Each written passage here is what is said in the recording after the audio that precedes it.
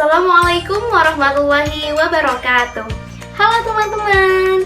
Pada kesempatan kali ini kami akan mempresentasikan sebuah materi dari mata pelajaran geografi yang berjudul WPPI. Baik, kalau begitu langsung saja kita bahas materinya.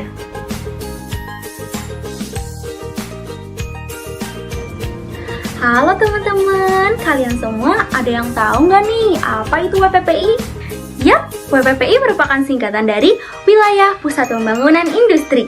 Dengan kata lain, WPPI merupakan wilayah yang dirancang dengan pola berbasis pengembangan industri dengan pendaya guna potensi sumber daya wilayah melalui penguat infrastruktur industri dan konektivitas yang memiliki keterkaitan ekonomi yang kuat dengan wilayah sekitarnya. Setelah kita mengetahui pengertian WPPI, selanjutnya akan saya bahas tentang tujuan dari dibentuknya WPPI. WPPI dibentuk atas dasar mempercepat penyebaran dan pemerataan industri sebagaimana dijelaskan dalam Peraturan Pemerintah Nomor 14 Tahun 2015 tentang Rencana Induk Pembangunan Industri Nasional. Sebenarnya, tujuan spesifik dari WPPI adalah sebagai suatu usaha terbentuknya suatu wilayah dengan karakteristik tertentu yang berpotensi untuk menumbuhkan dan mengembangkan industri tertentu. Nah teman-teman, kali ini aku punya contoh gambar WPPI. Tapi, kenapa tiap wilayah diberi angka dan huruf seperti itu ya? Langsung saja deh kita jelaskan. Huruf-huruf yang tertera di gambar itu menunjukkan wilayah pembangunan utama, sedangkan angka-angka Romawi itu menunjukkan pembagian wilayah utama. Bisa kita lihat untuk wilayah pembangunan A dibagi menjadi dua wilayah utama. Wilayah 1 diantaranya termasuk Provinsi Aceh dan Sumatera Utara yang berpusat di Medan. Wilayah 2 diantaranya termasuk Provinsi Sumatera Barat, Riau, dan Kepulauan Riau yang berpusat di Pekanbaru. Nah, sedangkan untuk kota pusat pertumbuhan dari wilayah pembangunan A berada di Kota Medan. Untuk wilayah pembangunan B dibagi menjadi ke dalam 3 wilayah utama. Wilayah 3 diantaranya termasuk Provinsi Jambi, Sumatera Selatan, Bengkulu, dan Bangka Belitung yang berpusat di Palembang. Untuk wilayah 4 diantaranya termasuk Provinsi Lampung, Banten, DKI Jakarta, Jawa Barat, Jawa Tengah, dan Daerah Istimewa Yogyakarta yang berpusat di DKI Jakarta. Sedangkan untuk wilayah 5 adalah Provinsi Kalimantan Barat yang berpusat di Pontianak. Nah, kota pusat pertumbuhan dan wilayah perkembangan B berada di kota Jakarta. Kita lanjut wilayah pembangunan yang ketiga, yaitu wilayah pembangunan C, dibagi ke dalam 2 wilayah utama.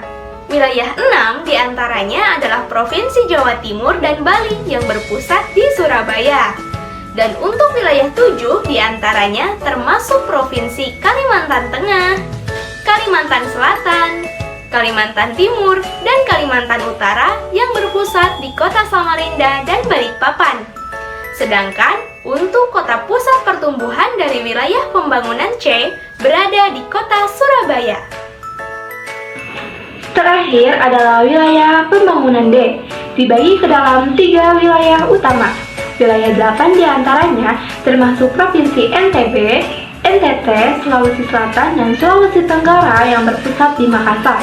Untuk wilayah 9 diantaranya termasuk Provinsi Sulawesi Tengah, Sulawesi Barat, Gorontalo, dan Sulawesi Utara yang berpusat di Manado. Sedangkan untuk wilayah 10 diantaranya termasuk Provinsi Maluku, Maluku Utara, Papua Barat, dan Papua yang berpusat di Sorong. Untuk kota pusat pertumbuhan dari wilayah pembangunan D berada di kota Makassar.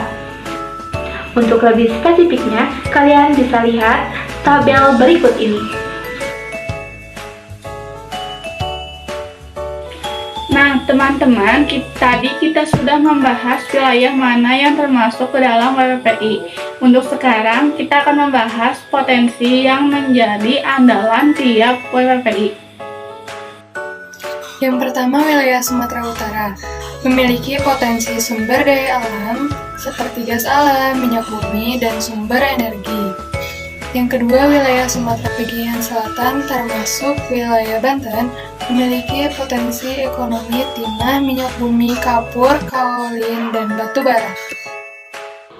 Yang ketiga, wilayah Jawa dan Bali memiliki potensi semen, baja, gula, dan kapur. Juga terdapat ciri-cirinya, yaitu berupa pasar yang baik, tenaga kerja terampil, sumber energi, dan pertanian maju. Yang keempat, yaitu wilayah Kalimantan bagian timur, memiliki potensi kilang minyak, gas, dan batu bara.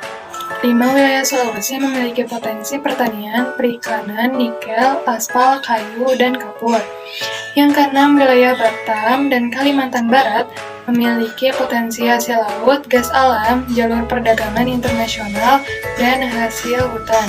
Yang ketujuh, wilayah Indonesia Timur bagian selatan memiliki potensi kecil, tenaga terampil, dan sumber daya alam. Yang terakhir atau yang kedelapan, wilayah Indonesia Timur bagian utara memiliki potensi hasil laut, hutan, dan mineral. Nah, teman-teman, tadi kita sudah membahas mengenai potensi yang menjadi andalan tiap PPI. Untuk sekarang, kita akan menjelaskan mengenai contoh progres dari pertumbuhan dan potensinya yang mampu mensejahterakan rakyat. Contoh progres atau kemajuan dari pusat pertumbuhan adalah pembangunan infrastruktur di daerah Sorong, Papua Barat, yaitu adanya pengembangan industri perkapalan dengan dibangunnya pelabuhan laut dalam yang dapat dilabuhi kapal-kapal besar. Mengingat pada perkembangan industri perkapalan yang terus berkembang dan juga untuk penyaluran logistik dari Indonesia ke seluruh dunia agar bisa diangkut langsung melalui pelabuhan laut dalam milik Indonesia. Di sisi lain, daerah Sorong memiliki potensi hasil laut yang sangat besar. Dengan pembangunan pelabuhan laut dalam ini, tentu saja berpotensi mensejahterakan rakyat Indonesia. Teman-teman, sepertinya kita sudah sampai di akhir pembahasan nih. Nah, untuk itu, kami semua ucapkan terima kasih kepada teman-teman semua yang telah menyimak video presentasi kami dan juga kami memohon maaf bila ada kesalahan.